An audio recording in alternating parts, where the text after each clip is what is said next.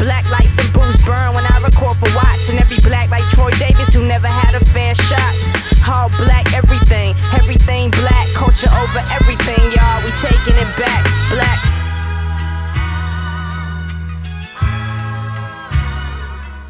Welcome to Left to Black. I'm your host, Mark Anthony Neal. We are so honored today to welcome Reverend Dr. Eboni Marshall Turman, who is research professor of theological ethics and Black church studies at Duke University, where she also is the director of the Office of Black Church Studies.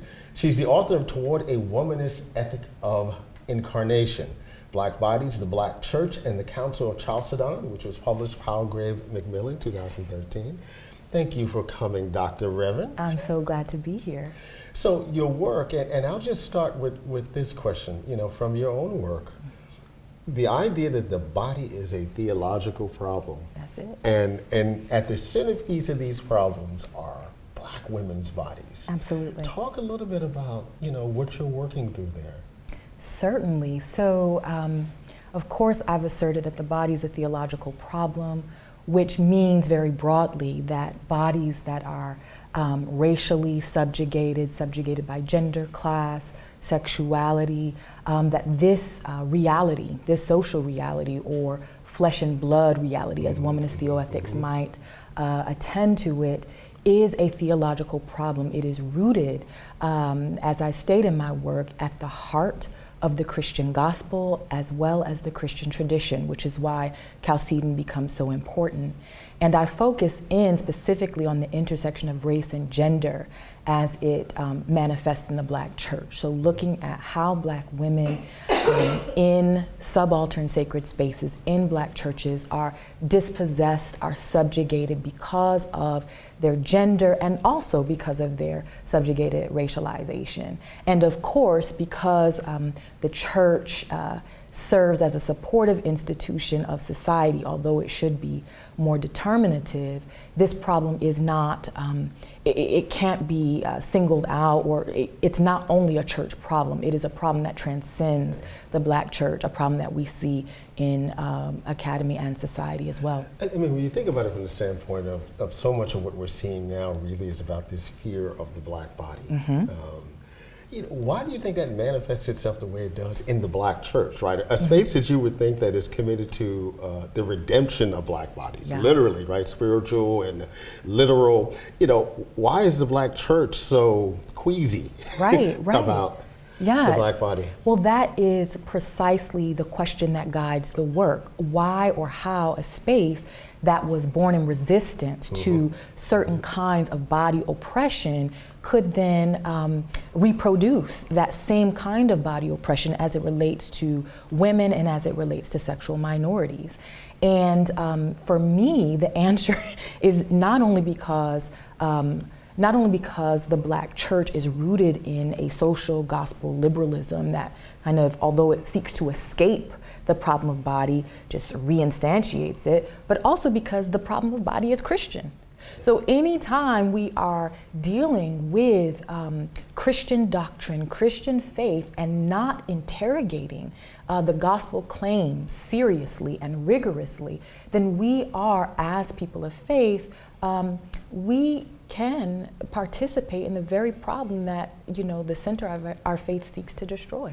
Another essay, you make an interesting connection between Malcolm X and the Nation of Islam. Yes. And the way that there's actually some relationship between how Malcolm X is thinking about gender and sexuality, and how the Black church thinks about gender and sexuality. Absolutely. And how this very, Black nationalist discourse that you can find in the Black church even now, yes, as it tries to critique white supremacy, it actually reinscribes certain aspects of it as it relates to gender in particular. Absolutely. So the connection here is particularly to the prophetic Black church, because we recognize that all Black churches are not the same. They're not all kind of espousing a prophetic rhetoric, which is another problem, right? One that Benjamin Mays kind of points to, early in the 20th century as it relates to compensatory and accommodationist and priestly congregations. So that's another conversation altogether. But as it relates to prophetic Black churches and prophetic Black religion, right? We understand, or we see how race becomes privileged in a way that continues to invisibilize Black women and those who live kind of at intersections of social indicators. Let's talk a little bit about the role of the Black church in this regard, particularly in terms of secular Black lives. Because the Black church has a long history of policing Black body movement, right? Policing Black sexual movement. How much of the way that we see the problem of Black women's bodies in the Black church is also connected to these ideas around Black respectability and how they play out in the public square? Absolutely. This is a question that I'm thinking about in a particular way as it relates to thinking about the future of the Black church.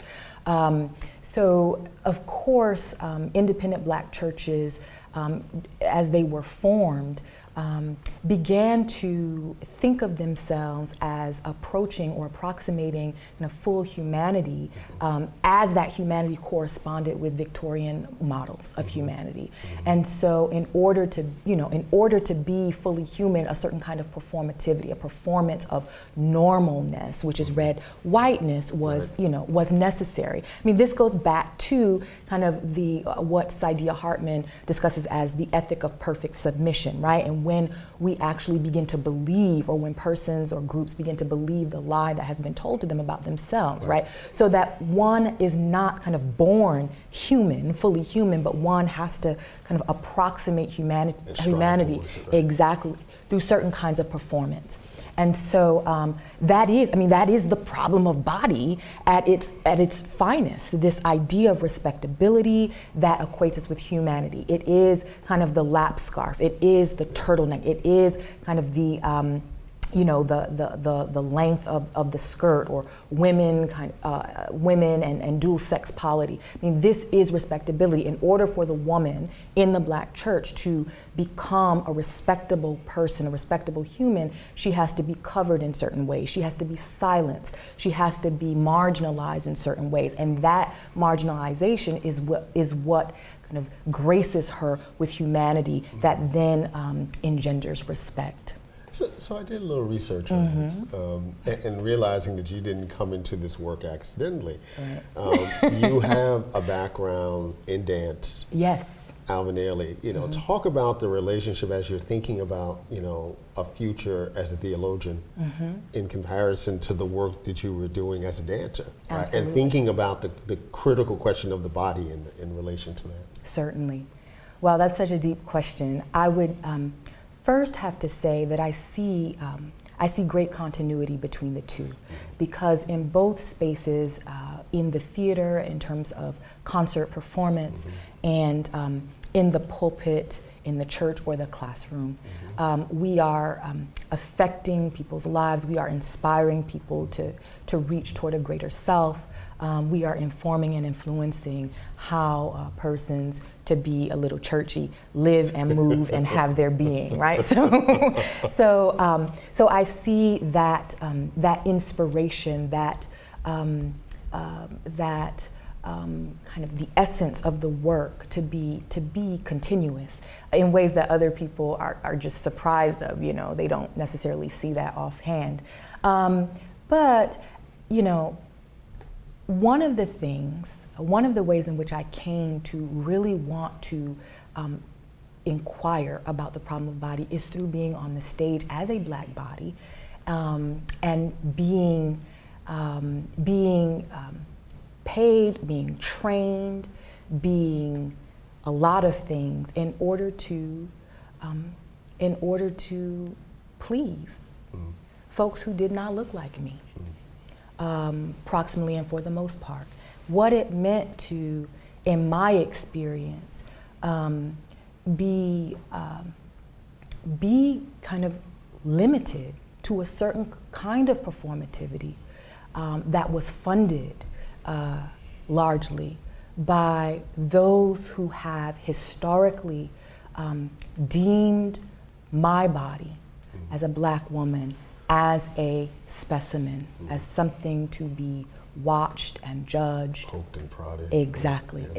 And so I had a very particular experience of that, but that became the question for me as I danced and as I was an undergraduate simultaneously, asking questions about personhood and humanity and blackness and gender, I began to wonder how my work as an artist really fed into this body problem and how I might disrupt that.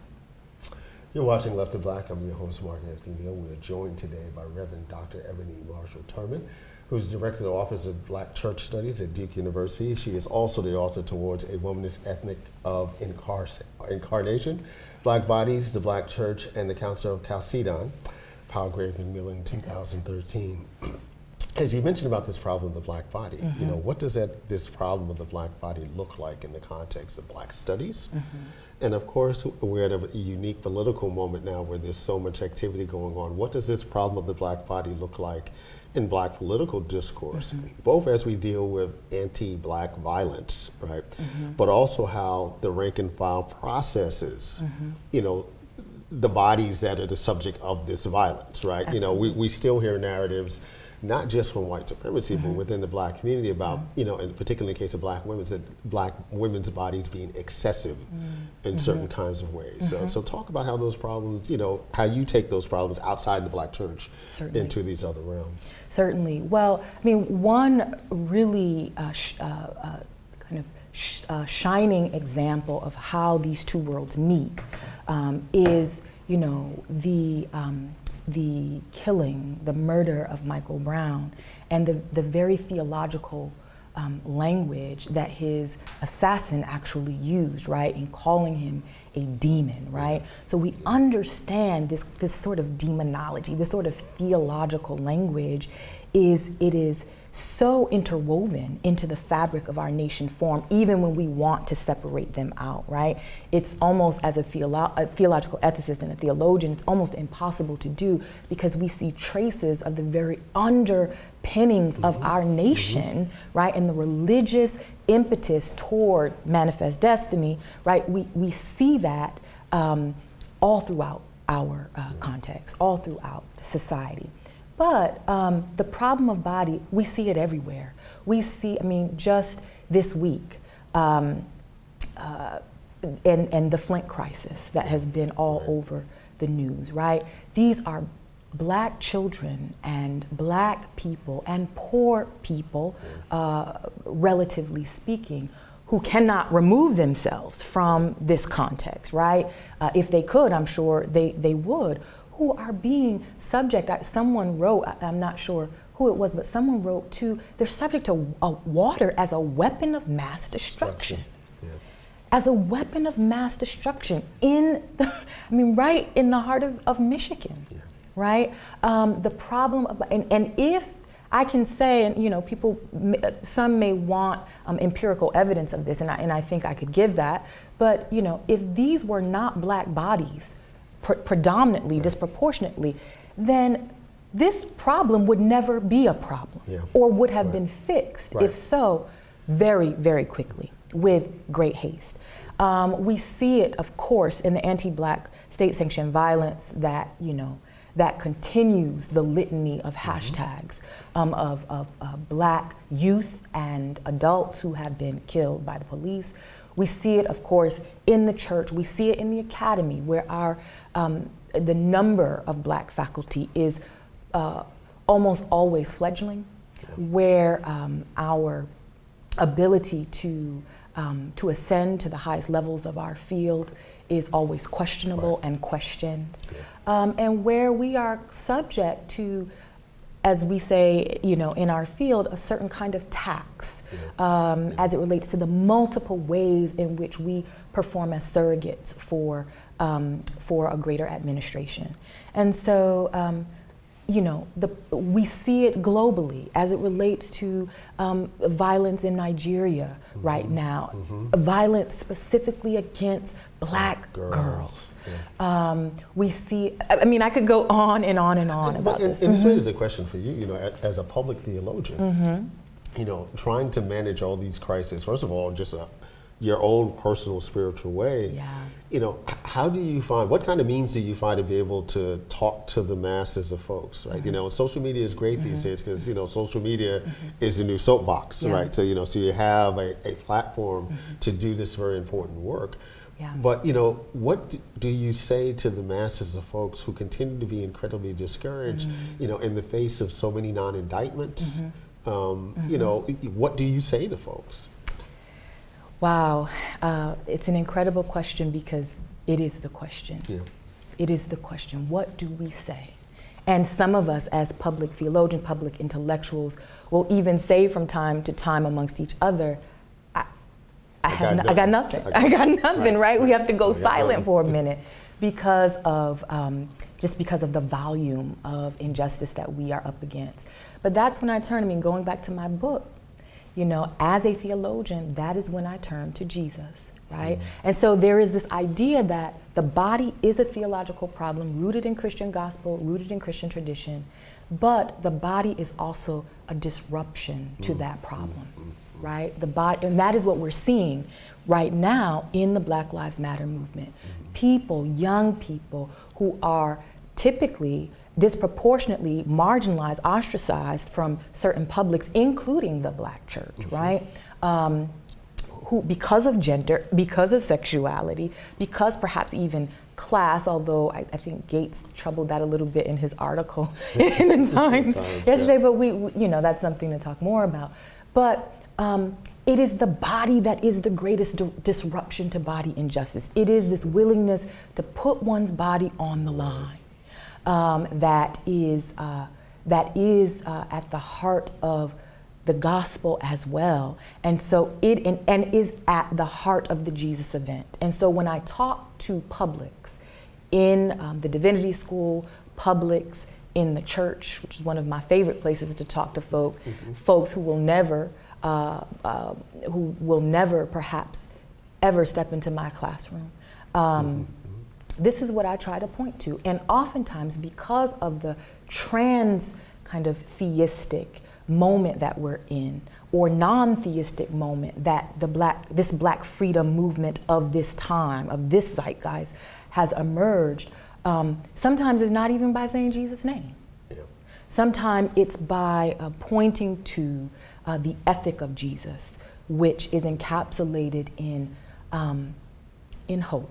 Yeah. There's that great scene in Ava DuVernay's Selma, where King is having a particular moment, and he asks Mahalia Jackson to sing to him over the phone. Yes. So when Reverend Dr. Eboni Marshall Turman is in one of those moments, give me 5 songs that you go to, right, to help you get through that moment. Okay, 5 songs. One, such a deep question, Blessed Assurance. Any particular performance of it? Or just a song and you just a song? Just the folks singing. In my head, you know, I start to hum. I hear that. I would say, Come Thou Fount. I would say, now this is, I'm doing my artist kind of preacher thing here. I would say I Tried by Jadakiss. I'm just keeping it real, Mark. I would probably point to All Is Well. And you said 5. I'm trying to think, when things are, when I need some inspiration, probably, goodness, anything by Whitney. Okay. You know, any ballad. Yeah. Any ballad. And I have to throw in, just for old time's sake, I'd have to throw in Bridge Over Troubled Water, Aretha. Aretha, yeah. Sissy. Yeah. One more. People Get Ready. Yeah. I always start every class, every semester with that song. Yeah. People Get Ready, there's a change coming. Performed, I like Aretha's version. any version of that, Right. coming from the soul tradition, is one that speaks to me, and that points toward what keeps us moving in those dark seasons, which is hope. There's a train coming. We've been joined today by Reverend Dr. Eboni Marshall Turman. She's the Director of Black Church Studies, Office of Black Church Studies here at Duke University. She was also one of the youngest ordained ministers. Yes, the youngest ordained minister at Abyssinian Baptist Church in Harlem, the Yes. great institution. Thank you for joining us today. It's been such a pleasure. Thank you. Thanks.